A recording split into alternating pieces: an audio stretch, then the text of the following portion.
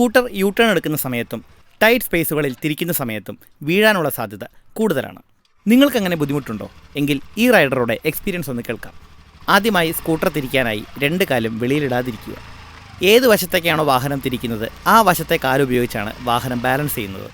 ഈ റൈഡർ പറഞ്ഞ ടിപ്പ്, സ്കൂട്ടറിൽ നിന്നും കുറച്ച് വൈഡായിട്ട് വേണം കാല് കുത്താൻ, എങ്കിലേ നമുക്ക് നന്നായിട്ട് ബാലൻസ് ചെയ്യാൻ സാധിക്കൂ. വാഹനം കൺട്രോൾ ചെയ്യാനായി ലെഫ്റ്റ് സൈഡിലെ ബ്രേക്കാണ് പുള്ളി ഉപയോഗിക്കുന്നത്.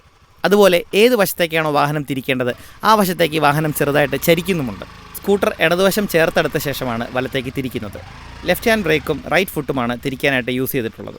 അടുത്തതായി സ്കൂട്ടർ ഇടതുവശത്തേക്കാണ് തിരിക്കുന്നത്. വലതുകാല് സ്കൂട്ടറിൻ്റെ ഫുട്ബോർഡിലാണ് വെച്ചിരിക്കുന്നത്. ലെഫ്റ്റിലെ ബ്രേക്ക്, റൈറ്റിലെ ആക്സിലേറ്റർ, അതുപോലെ ലെഫ്റ്റ് ഫുട്ടാണ് പുള്ളി യൂസ് ചെയ്യുന്നത്. കൂടാതെ ഇത്തരം വീതി കുറഞ്ഞ റോഡുകളിൽ റോഡിൻ്റെ മധ്യഭാഗത്ത് വെച്ച് വാഹനം തിരിക്കാൻ ബുദ്ധിമുട്ടായിരിക്കും. അതുകൊണ്ട് തന്നെ ഒരു വശത്തേക്ക് വാഹനം ഒതുക്കിയ ശേഷം തിരിക്കാൻ ശ്രമിക്കുക. സ്കൂട്ടറിൻ്റെ ഹാൻഡിൽ വളയുന്ന കൂട്ടത്തിൽ തന്നെ ചെറുതായിട്ട് സ്കൂട്ടർ ചരിച്ചു കൊടുക്കുന്നുമുണ്ട്. നിങ്ങൾ നിങ്ങളുടെ വാഹനത്തിൻ്റെ വെയിറ്റ് കയ്യിലും കാലിലുമായി ബാലൻസ് ചെയ്യാൻ എന്തായാലും പഠിച്ചിരിക്കണം. സ്കൂട്ടറിൽ നിന്നും കാലുകൾ രണ്ടും വെളിയിലേക്കിട്ട് ത്രാസ് പോലെ ബാലൻസ് ചെയ്യാൻ ശ്രമിച്ചു കഴിഞ്ഞാൽ എന്തായാലും തിരിക്കുമ്പോൾ വീഴും. ബാലൻസിങ് ഒന്നുകൂടി നന്നാവാനായിട്ട് സ്ലോ സ്പീഡിൽ കാലുകൾ വെളിയിലിടാതെ സ്കൂട്ടർ ഓടിച്ചു പഠിക്കുന്നത് നന്നായിരിക്കും.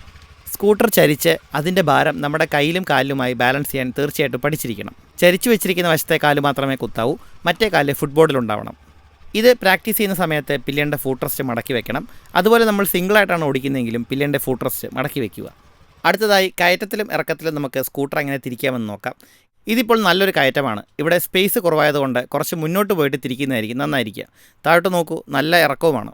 നമുക്ക് കോൺഫിഡൻ്റ് ആയിട്ടുള്ളൊരു സ്പേസിൽ വെച്ച് തിരിക്കുന്നതാണ് എപ്പോഴും നന്നായിരിക്കുക. ആളുകൾ നോക്കുന്നുണ്ടല്ലോ, അവരെന്ത് വിചാരിക്കുന്നതെന്ന് നമ്മൾ ശ്രദ്ധിക്കേണ്ട ആവശ്യമില്ല. ഇപ്പോൾ ഈ റൈഡർ കുറച്ച് മുന്നോട്ട് വാഹനം ഓടിച്ചു പോകുന്നുണ്ട്. അതിനുശേഷം വലത്തേക്ക് തിരിക്കുന്നുണ്ട്. ഏത് വശത്തേക്കാണോ ഹാൻഡിൽ തിരിഞ്ഞിരിക്കുന്നത് ആ വശത്തെ ലെഗാണ് കുത്തിയിരിക്കുന്നത്. ഇപ്പോൾ പുള്ളി ഇടത്തോട്ട് തിരിച്ചു, അപ്പോൾ ആ ലെഗാണ് കുത്തിയത്. ഇനി ചെറിയ തോതിൽ ബ്രേക്സിൻ്റെ സഹായത്തോടു കൂടിയാണ് പുള്ളി താഴേക്ക് വണ്ടി ഇറക്കുന്നത്. അടുത്തതായി ഇറക്കത്തിൽ നിന്നുമാണ് പുള്ളി വാഹനം തിരിക്കുന്നത്. ഏത് വശത്തേക്കാണോ ഹാൻഡിൽ തിരിച്ചിരിക്കുന്നത് ആ വശത്തെ ലെഗാണ് പുള്ളി കുത്തിയിരിക്കുന്നത്. മറ്റേ ലെഗ് ഫുട്ബോർഡിലാണ് ഇരിക്കുന്നത്. സ്കൂട്ടർ തിരിഞ്ഞ വശത്തിൻ്റെ ഓപ്പോസിറ്റ് ലെഗാണ് കുത്തുന്നതെങ്കിൽ വാഹനം വീഴാനുള്ള സാധ്യത കൂടുതലാണ്. പിന്നെ തിരിക്കുന്ന ദിശയിലേക്ക് വാഹനം ചരിച്ചു പിടിക്കുകയും ചെയ്യുന്നുണ്ട്. ഒറ്റയ്ക്ക് മാത്രമല്ല, ഒരു പില്ലണ വെച്ച് നമ്മൾ വാഹനം തിരിക്കാനായിട്ട് പഠിക്കണം. പിറകിലിരിക്കുന്ന വ്യക്തി ഫൂട്ട് റെസ്റ്റിൽ കാലുവെച്ച് സമാധാനമായിട്ടിരിക്കണം. മുന്നിലിരിക്കുന്ന ആളെ ഡിസ്റ്റർബ് ചെയ്യാനോ വാഹനം കൺട്രോൾ ചെയ്യാൻ ശ്രമിക്കാനോ പാടില്ല. സ്ലോ സ്പീഡ് നമ്മൾ നന്നായി പ്രാക്ടീസ് ചെയ്താൽ ഇതുപോലെ കുണ്ടും കുഴിയുള്ള റോഡിലും കാലുകൾ വെളിയിലിടാതെ സ്കൂട്ടർ ഓടിക്കാൻ സാധിക്കും. ആക്സിലറേറ്ററിലും ബ്രേക്കിലുമുള്ള നമ്മുടെ കൺട്രോളാണ് അതിന് സഹായിക്കുന്നത്. ലൈസൻസ് കിട്ടിക്കഴിഞ്ഞാലും ഒഴിഞ്ഞ റോഡുകളിൽ വാഹനം ഓടിച്ച് പഠിക്കുക തന്നെ വേണം. നമ്മുടെ നാട്ടിൻപുറത്തെ റോഡുകളാണെങ്കിൽ ഒന്നുകൂടെ നന്നായി പഠിക്കാൻ സാധിക്കും, അല്ലേ? അപ്പോൾ ഈ വീഡിയോ കുറച്ച് പേർക്കെങ്കിലും ഉപകാരപ്പെടുമെന്ന് വിശ്വസിക്കുന്നു. വീഡിയോ എടുക്കാൻ സഹായിച്ച റൈഡറിനും പില്ലിയനും നന്ദി. വീണ്ടും കാണാം.